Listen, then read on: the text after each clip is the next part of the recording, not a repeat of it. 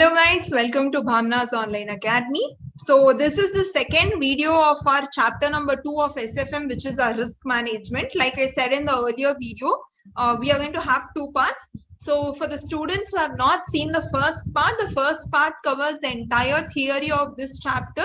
So it's better if you watch that and come towards this video because you'll have a better understanding of what the chapter is and what the practicals are based on. So now without any further ado, we are going to start with the practicals or the numericals of the chapter number 2, which is related to value at risk. So in the past 2 to 3 examinations, the practicals or the numericals have also been tested. So it is very important. It's also very easy and scoring. So hope you all also take up this as an important portion for the examination and read through it well. Yes. So without any further ado, let's start with the video. So value at risk. Like I said in the earlier video, what does value at risk means? Value at risk means what is the risk of the investment? That is, in this you will calculate how much of a maximum loss you are going to get from an investment set a particular period of time. Okay. So now whenever you invest, you can invest in either a single security or you can invest in a portfolio or means in bulk in various types of securities. Okay. So first we are going to see what will be the value at risk of a single position. That means of a single type of investment. And then post that we are going to see for a portfolio. Okay. So the formula of calculating value at risk for T days. T here means T days. How many days you are going to calculate this value at risk for. In the question itself, they'll mention that whether you have to calculate it for 1 day or 2 days or 10 days or 1 month. Okay. So value at risk for T days equal to the amount that you have invested multiplied by the Z score. Now what is Z score? I'll tell you in a while. Multiplied by the standard deviation of T days. Okay. So all these information will be given in the question itself. You just have to substitute it in the formula and find out the answer. It's that easy. Okay. So amount invested, suppose if you are invested 10 crore rupees. Okay. So that will be your amount invested. This is very easy. Now what is in Z score? Okay. So as you can see this table here, this is the Z score table. Okay, now by giving you an example, I'll tell you that what Z score actually means. So Z score is nothing but value of Z at any given confidence level. Like in the previous video, I mentioned you that there are different kinds of confidence level at which you can give your value at risk. You can tell that at 99% of confidence, in 1 month you will incur 2 crore loss. Maximum loss that you can incur is 2 crores only. So like that, there might be different levels of confidence level. Generally, what we use in our numericals are 99% confidence level, 95% confidence level, and 90% confidence level. Okay, and these confidence level has a Z score given to it. Okay, that Z score you have to substitute it here, and that Z score you have to substitute it here. So in the question itself, they'll mention that you are taking a 99% confidence level. If they say so, then you have to substitute this Z score in the formula. If they say 95%, then the Z score. If they say 90%, then this Z score. So usually these are the three usually given confidence levels in the question. For 99%, the Z score is 2.33. For 95%, the Z score is 1.65. And for 90%, the Z score is 1.28. Now, in case if there is any other confidence level which is given in the question, okay, and if the Z score is not directly given, if the Z score of it is not directly given, then how will you find it out using the table which is given? Also, I'll teach you now. Okay. So usually first what you have to do is, number 1, these are the basic confidence level. Try to remember all of these 3 Z scores. They might be given in the question, might not be given in the question. Table might be given in the question, might not be given in the question for these 3 confidence level. So it's better that you remember the Z scores for these. For any other confidence level, usually they'll directly give you the Z score or you will have to find it out. Now, for what you have to do is, now suppose, let's see how we found out the confidence level for 99, Z score for 99% confidence level. So what you have to do is, you have to first go into the Z score table. So now you have to go to the Z score table and you have to see what is the nearest number given to 99. nearest number given to 99%. Okay. So here if you see the numbers start here from 50% and goes until 99% and goes until what? 99%, that 999.98. Okay. So now what you have to do is nearing to 99%. What is the nearest number you have to see? You have to just search through the entire table. So here you can see you have 98%. No. Here then if you see again 98%, 98%. Here you'll find 99% one. So 99.010, 99.036, 99.061. Okay, so the nearest you have to see. The nearest, what will be the nearest? The nearest will be 99.010. That is the nearest to your 99%. Correct. So now what you have to see? You have to see the left hand side of the table. There is 2.3. So write the 2.3 here. Then see to the above of that Z score, what you have found out, about the Z value that you have taken now. Okay, it is 0.3, 0.03. So 0.03. You have to do nothing but just add these both. So it is 2.33. So the Z score of 99% confidence level is 2.33. The same way for 95% also, if you search in this table, usually you have to search like this. First this row, second this row, third this row, fourth this row. In this way only you have to search. Okay. Now if you see this, here you have 92%, here you have 93%, here you have 94%, and then here you have 95%. So 95,053, 95,154, and 95,254. Which is the closest? 95.053 is the closest. So what will be the Z score? See the left hand side and see the top. So it is 1.6 and 0.05. So it is nothing but 1.65. So that is your Z score for 95% confidence level. And the same for 90% also. So if you see for 90%, you have 87 here, 88 here, 89 here, and 89.973 here, 90.147 here. Here what you have to remember is you have to take the nearest to 90. It need not be more than 90 or less than 90. There is no specific criteria. It must be the nearest. You must tell me whether 89.973 is the closest to 90.000 or 90.147. Here the gap is 147. And here the gap is just less, I think. It is 27 if I'm not wrong. So this is the closest to 90%. Correct. So we will take out this value. So whatever is closest to the value you are searching, you have to take that. It can be lesser or higher than that also. Okay, so it is, what will be the Z score for this? 1.2 and 0.08. It is 1.2 and 0.08. So 1.28 will be the Z score of 90%. Okay. So I hope you understood how the Z score has come, and the same way in the exam. Suppose like this, they can give you a table and tell you to find out. Okay, so it will be very easy. You just have to see which is the nearest one and find out your Z score. Okay, yes. I hope you understood and there is no doubts in this. Yes, fine. Okay, just a minute. Just take out these. Okay, fine. Now that you have understood how the Z score comes, the next thing that we have left to understand is standard deviation of T days. So usually what will happen is in the question itself, they will give you that standard deviation, they will usually give it in a percentage only. The standard deviation question will be in percentage only. So if you see here, they will tell you that the standard deviation of the shares is 1%. Okay, like this, they'll give you in percentage. They may either give it for 1 day or they might give it for 10 days. Suppose you are told to find out value at risk for 10 days. They may either give the standard deviation percentage for 10 days or they may only give it for 1 day. If it is given in 1 day, you can convert it into 10 days or 20 days or 1 month. If it's directly given, then you can substitute. So if you see standard deviation for T days will be standard deviation for 1 day multiplied by the number of days. If you need standard deviation for 10 days, you have to put in the value standard deviation of 1 day if it is 1%, multiplied by, if you need it for 10 days, you have to do under root 10. Okay.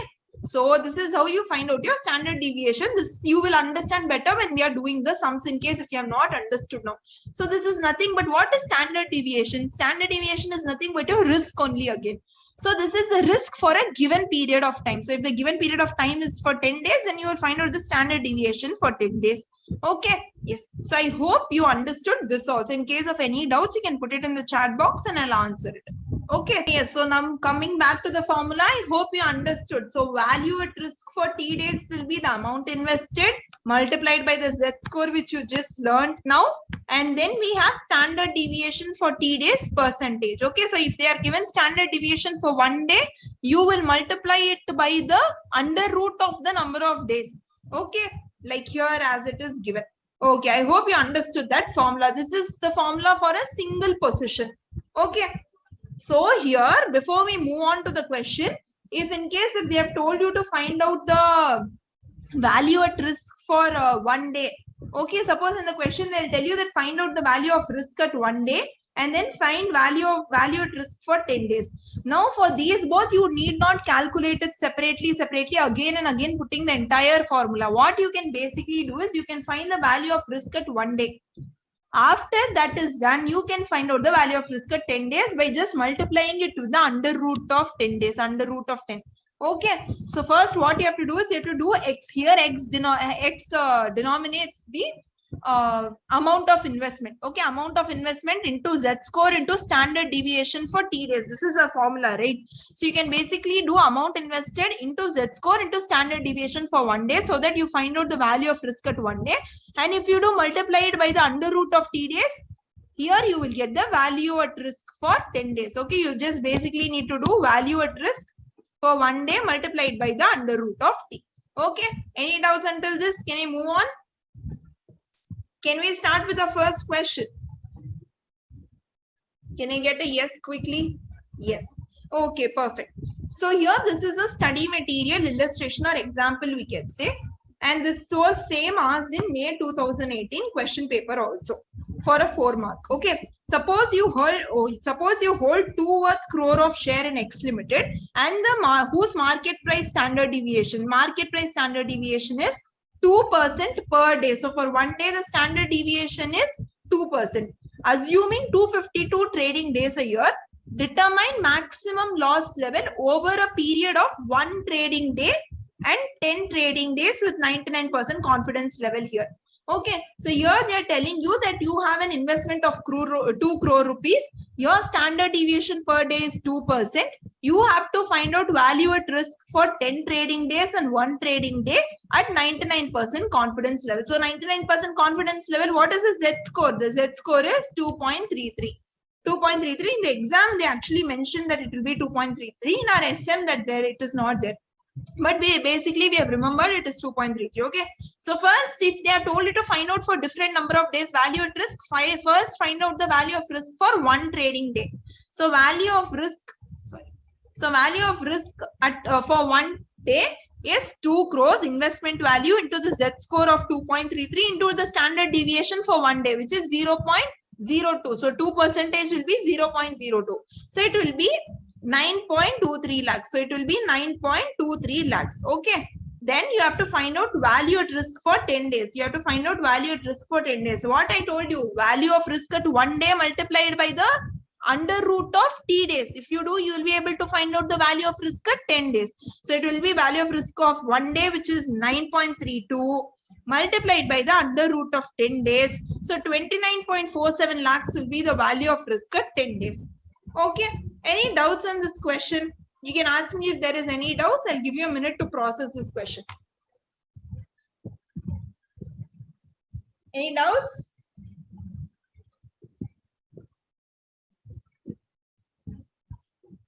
No doubts, right? Okay. I think I'll move on with the next sum. Okay. So this is an extra question which I have taken out separately. Suppose in the question, if they tell you that the annual standard deviation is 80 lakh rupees. Annual standard deviation means your standard deviation for 1 year. Okay. It is 80 lakh rupees. Here they have given it in the form of value. Here they have given it in the form of value and not percentage. So usually when they give you standard deviation in the form of value and not in the form of percentage, it means that this standard deviation is already been multiplied by your investment. You usually do investment into Z score into standard deviation percentage, right? In case if the standard deviation is not given in percentage and standard deviation is given in amount, then it means it has been already multiplied with your investment value. Okay. Then, okay, I hope you understood this. So it is nothing but annual volatility in rupees. So investment into standard deviation, 80 lakh rupees. Okay. Yes, it is a percentage already taken. Then you have a confidence level of 95%. For a confidence level of 95%, what is the Z score? The Z score is 1.65.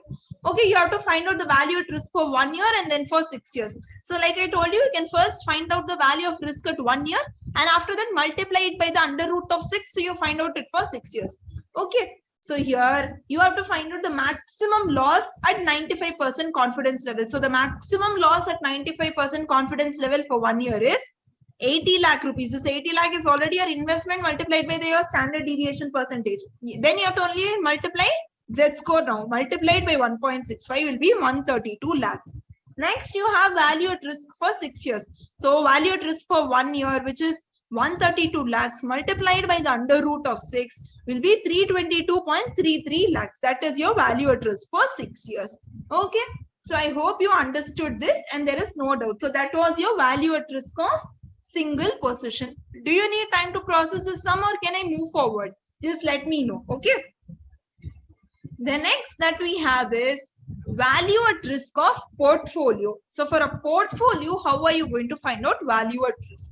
Okay, so usually what is the usual formula? Our usual formula is value at risk for portfolio equal to value of portfolio. There you did only investment for a single position. Now you will here write the investment for the portfolio. This can also be known as your investment of portfolio or value of portfolio multiplied by your Z score multiplied by your standard deviation for T days. Standard deviation of portfolio for T days.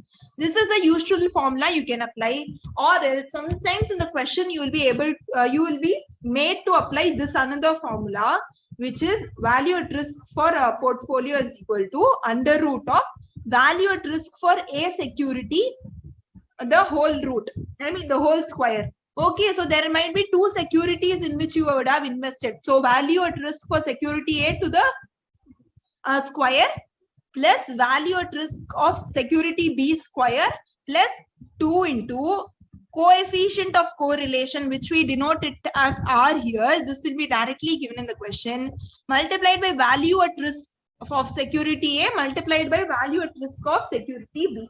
This is one more formula that you can use.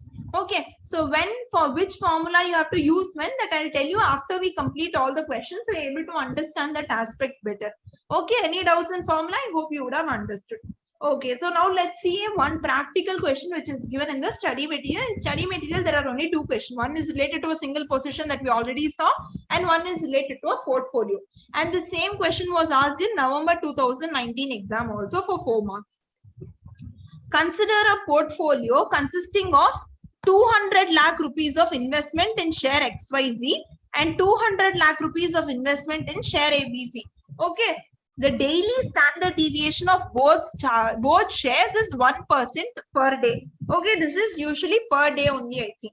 1 minute. Yes, this is per day. If nothing is given, just assume that the standard deviation is for per day. Okay, and write your assumption there. And the coefficient of correlation between them is 0.3. You are required to determine the 10-day 99% value at risk of the portfolio. 10-day 99% value at risk. Okay. So now first what we have to do is, in our formula here, since the coefficient of correlation is given, you can use the first formula itself. Here you have to first find out the value at risk of A separately, value at risk of B separately, and then substitute it into this formula. So starting with that, value at risk of share XYZ. What is the formula? Amount of investment, which is 200 lakh, multiplied by the Z score. Z score of 99% confidence is how much? 2.33 multiplied by standard deviation T days. Here your T days is 10 days. So standard deviation of 10 days, here standard deviation of 1 day is 1%. So 0.01 into under root of 10 for 10 days. Your value at risk in share XYZ will be 14.74 lakhs. Okay, the same way value at risk in share ABC also you have to find out. What will that be? That will be investment 200 lakh into Z score of 2.33 into the same standard deviation percentage multiplied by the number of days root 10. Okay. So it will be 14.74 lakhs. So for both of it, the value at risk in both shares is same only. So what will be the value at risk of portfolio? It will be under root of value at risk of XYZ share whole square, which is 14.74 lakh whole square. Value at risk of ABC shares whole square, which is 14.74 lakhs, again the whole square. It means both you have to whole square the same value, plus 2 into coefficient of correlation R, which is your 0.3 in the question, multiplied by 14.74 into 14.74. So your value at risk of portfolio will be 23.76 lakhs. So this will be what? 23.76 lakhs. Hope you understood this question. And in case of any doubts, let me know. Let me move on to the next question, which was asked in the November 2020 examination. Here what they told you was, on Tuesday morning, before the opening of capital market, an investor, while going through his bank statement, so there was one investor who opened his bank statement on a Tuesday morning, and he observed that an amount of 7 lakh rupees has been lying in his bank account. Okay. This amount is available to use from Tuesday till Friday. So from Tuesday to Friday for 4 days, Tuesday, Wednesday, Thursday, Friday. So for 4 days, he can use this amount. But what he says is that the bank requires a minimum balance of 1,000 rupees all the time. Okay. So here, how much money do you have for investing for 4 days? 7 lakh rupees minus 1,000, which is 6,99,000 rupees you have available for investment. Correct. This money you have available for investment for how many days? 4 days. The investor desires to make a maximum possible investment where value at risk should not exceed his balance lying in the bank account. He is saying he is ready to invest such an amount where his maximum loss will only be 6,99,000 rupees. Let me repeat it again. The investor is ready to make the maximum possible investment, but at one condition. His maximum possible investment is limited to one condition. What is that condition? That his value at risk should not exceed his bank account limit. That means your value at risk for 4 days should not exceed 6,99,000 rupees. It should be lesser than this only. Okay, the standard deviation per day is 1.5%. You are required to calculate it at confidence level of 99%. So here what has happened in the question is, they have given you value at risk for 4 days. They have given you already that in the question. They have given you the Z score, they have given you the standard deviation per days and how many number of days. In the question, they have not mentioned how much are you going to invest. So here you have to find out the maximum possible investment. Okay.